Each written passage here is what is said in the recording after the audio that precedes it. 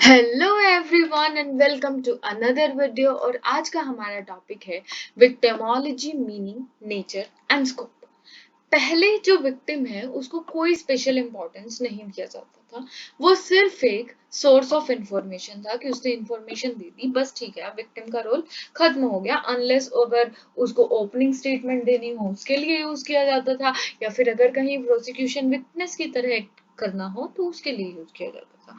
पर टाइम के साथ साथ ये एस्टेब्लिश हुआ कि जो विक्टिम्स हैं वो जरूरी हैं एडमिनिस्ट्रेशन ऑफ क्रिमिनल जस्टिस के लिए। क्योंकि अगर मान लो विक्टिम ही कोऑपरेट बंद करना करना बंद कर दे तो जस्टिस सिस्टम तो सारा फ्यूटाइल हो जाएगा, जस्टिस सिस्टम की तो कोई सेंस नहीं बनेगी।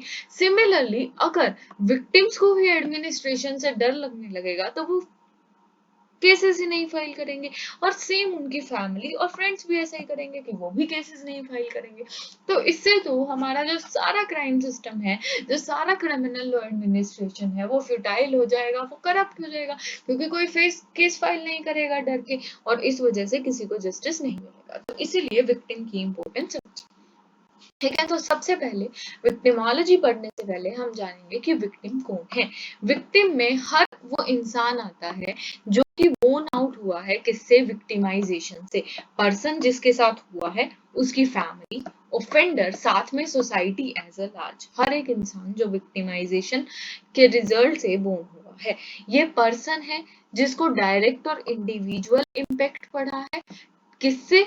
एक्ट ऑफ ऑफेंडर से। पर कभी कभी जैसे मान लो एनवायरमेंटल हो गया या फिर ऑर्गेनाइज्ड क्राइम्स होते हैं, तो उनमें हमें नहीं पता लगता है कि किसको डायरेक्ट और इंडिविजुअल इफेक्ट का नहीं, क्योंकि वो एक ग्रुप इफेक्ट होता है, तो उसमें सभी को हम विक्टिम्स कंसिडर करते हैं। Whether offender is identified, convicted और prosecuted and even if cases reported और, ठीक है, कोई फर्क नहीं पड़ता, ऑफेंडर का पता है, उसको कन्विक्शन कर दी गई है, उसको प्रोसिक्यूट कर दिया गया है, इवन अगर केस रिपोर्टेड है भी या नहीं भी, वो पर्सन विक्टिम ही है। अब इसमें कौन कौन आ गया? अगेंस्ट हुम ऑफेंस इज कमिटेड, जिसके अगेंस्ट हुआ है। हु सफर्स लॉस और एनी डैमेज फ्रॉम ऑफेंस, जिसने ऑफेंस की वजह से जो है कोई लॉस या डैमेज सहा है। फिर फैमिली ऑफ माइनर और यूथ, फिर मेंबर ऑफ इमीडिएट फैमिली।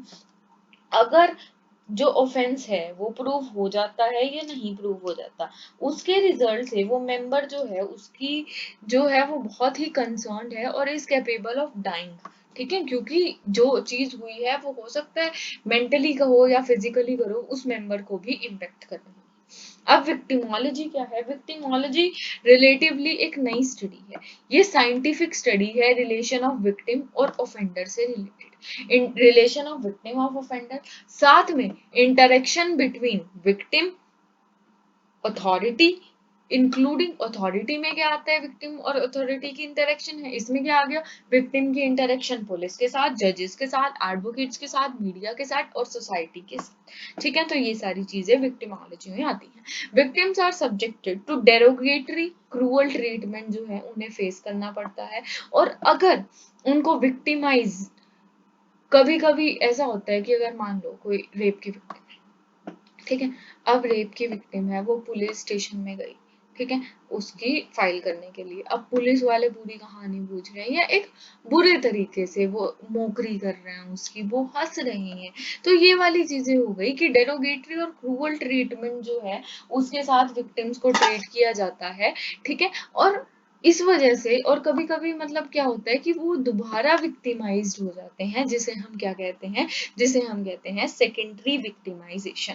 ठीक है, तो इसीलिए हम विक्टिमोलॉजी में एनालाइज करते हैं कि विक्टिम की क्या क्या प्रॉब्लम्स हैं, कोजेस क्या क्या है विक्टिमाइजेशन के लिए, और फंडिंग हम कैसे इफेक्टिव सोल्यूशन जो है वो निकाल सकते हैं और कैसे जो है वो फंडिंग कर सकते हैं। अब इसका नेचर देखते हैं। सबसे पहले ब्रांच ऑफ क्रिमिनोलॉजी है। ठीक है, क्रिमिनोलॉजी की ब्रांचेस क्या क्या है? पीनोलॉजी, विक्टिमोलॉजी, कंपैरेटिव क्रिमिनोलॉजी और डिलिक्वेंसी।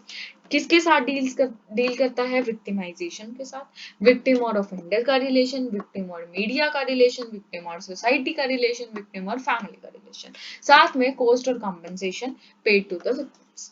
फिर फेयर ट्रीटमेंट दिया जाए ताकि प्रिवेंट करा जा सके सेकेंडरी विक्टिमाइजेशन। विक्टिम्स जो है वो अनआइडेंटिफाइबल हो, उन केसेस में कैसे अप्लाई होगा? इंटरडिसिप्लिनरी डिसिप्लिनरी अप्रोच है, जैसे कि बायोलॉजी हो गई, स्टैटिस्टिक्स होगी, इकोनॉमिक्स होगी, साइकोलॉजी होगी, इन सबको इन्वॉल्व करती है।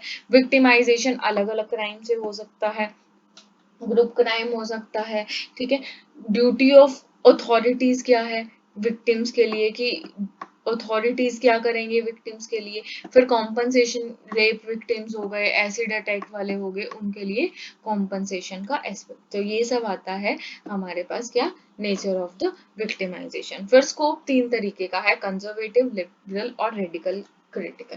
कंजर्वेटिव क्या कहता है कि कॉमन हार्म हुआ है, हमें प्रोटेक्शन ऑफ लॉ देनी है, फेयर ट्रीटमेंट देनी है, तो इसलिए कोशिश क्या करनी है कि प्रिवेंट कि वो ना हो, या फिर अगर हो गया है तो उसको रेजिस्ट किया जाए और उसको और उसकी फैमिली को जो है वो प्रोटेक्ट किया जाए, ठीक है। फिर कोई भी कंपनसेशन स्कीम जो है पर इस कंजर्वेटिव अप्रोच में नहीं है, तो इसलिए हम कहें तो कंजर्वेटिव अप्रोच में सीधा क्या है कि विक्टिम को और उसकी फैमिली को बचाओ, पर कोई कॉम्पनसेशन का स्कीम नहीं है। फिर आ गया लिबरल। लिबरल क्या कहते हैं, स्ट्रीट क्राइम से लेकर हर एक इंसान तक जो है, हमें सारे ऑफेंसेस जो है इसमें इंक्लूड करने चाहिए, सबको इक्वल प्रोटेक्शन ऑफ लॉ देना चाहिए, एक सेफ्टी नेट होना चाहिए कि हाँ, इस सेफ्टी नेट के बाहर सारे जो है विक्टिम्स है, इसके अगेंस्ट कोई भी जाता है, ठीक है, प्रीवियस पोजीशन पर जो है उसको लेकर जाना है, उसको रिस्टोर करना है विक्टिम को। अगर उसको कोई फिजिकल इंजरी हुई है, मेडिकल इंजरी हुई है, तो उसके थेरेपी के पैसे, फिजिकल इंजरी हुई है तो मेडिकल एक्सपेंसेस, वो सारे कंपनसेशन देना है, फ्री ट्रीटमेंट करना है, एक्सेट्रा। फिर रेडिकल क्रिटिकल आता है, वो कहता है कि not limited to scheme of study, मतलब ये सिर्फ इतना नहीं है, कैजुअल क्राइम से रिलेटेड नहीं है, पर सारे ब्रांचेस आते हैं।